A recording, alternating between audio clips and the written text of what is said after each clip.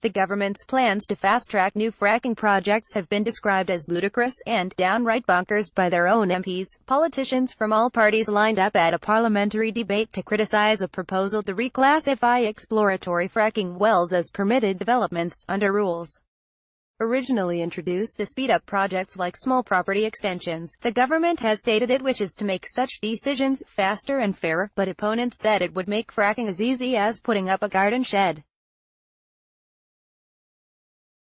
Fracking has proved a contentious topic in recent weeks as the first well in 7 years has been the site of protests and seen off a legal challenge to block it. Operations at Preston New Road, Lancashire, have stopped 3 times due to concerns about earth tremors. The government has stated it wishes to make such decisions faster and fairer, but opponents say it would make fracking as easy as putting up a garden shed.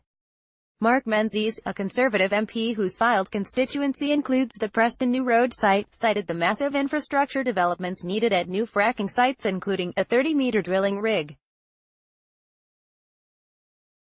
Now, who on earth thinks that is equivalent to building a little extension on the side of your bungalow?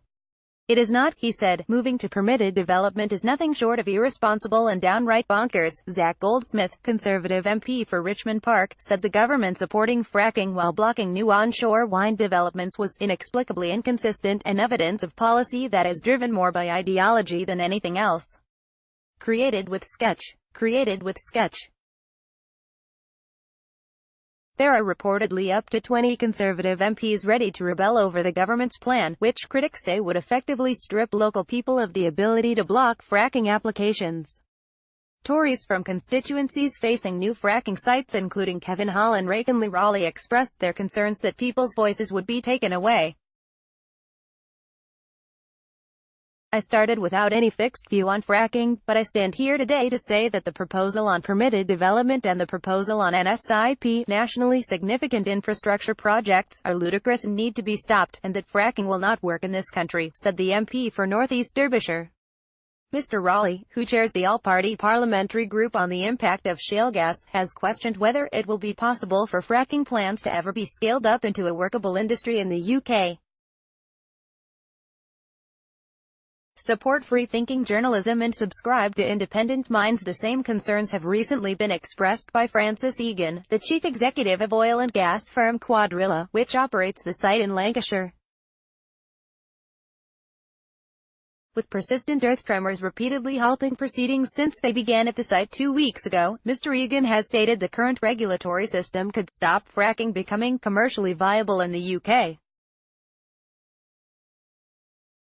Under the traffic light system currently used by the industry, fracking must stop whenever it causes tremors with a magnitude above 0.5. One independent study estimated that over 6,000 wells will be needed to make it a practical option to supply gas to the UK's energy system. The most recent estimate by the Department for Business, Energy and Industrial Strategy (BEIS) suggested there will be 155 wells by 2025, although Energy Minister Claire Perry has stated this figure is now out of date.